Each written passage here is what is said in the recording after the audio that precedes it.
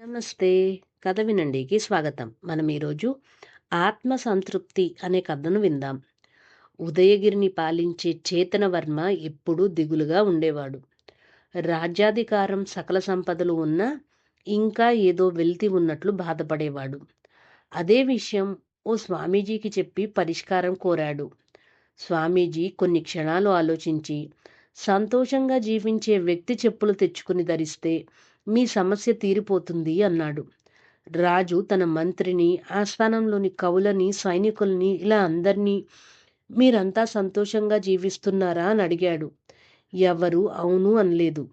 దీంతో మీకు వారం గడివిస్తున్నా, రాజ్యం మొత్తం జల్లెడ పట్టి సంతోషంగా జీవించే వ్యక్తిని కనిపెట్టి తీసుకురండి అని భటులను ఆదేశించాడు రాజు. రాజ్యం మొత్తం గాలించినా ఏ సమస్య లేకుండా జీవిస్తున్న వాళ్ళు ఒక్కరూ కనిపించలేదు. అదే విషయాన్ని వాళ్ళు రాజు దృష్టికి తీసుకొచ్చారు. ఆయన అసంతృప్తితో నేనే ఆ వ్యక్తిని కనిపెడతా అంటూ బయలుదేరాడు.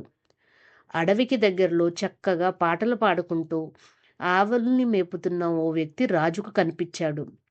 రాజు అతని దగ్గరికెళ్ళి, నువ్వింత ఆనందంగా పాటలు పాడుతున్నావు, నీకు సమస్యలు ఏమీ లేవా అని అడిగాడు.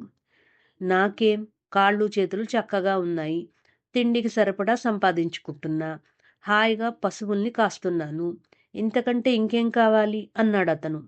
ఆ మాటలు వినగానే తనకు కావలసిన వ్యక్తి దొరికాడని రాజు తెగ సంబరపడ్డాడు. నీకు కావలసినంత డబ్బిస్తాను, నీ చెప్పులు నాకు కావాలి అని అడిగాడు. అయ్యో దొరా, నాకసలు చెప్పులే లేవు, మీకెలా ఇవ్వగలను అన్నాడా కాపరి.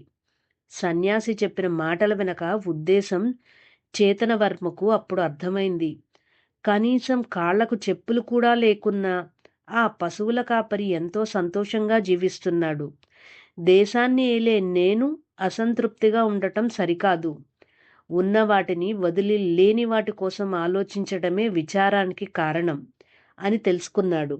అప్పటినుంచి ఆనందంగా జీవించసాగాడు. కథ సమాప్తం.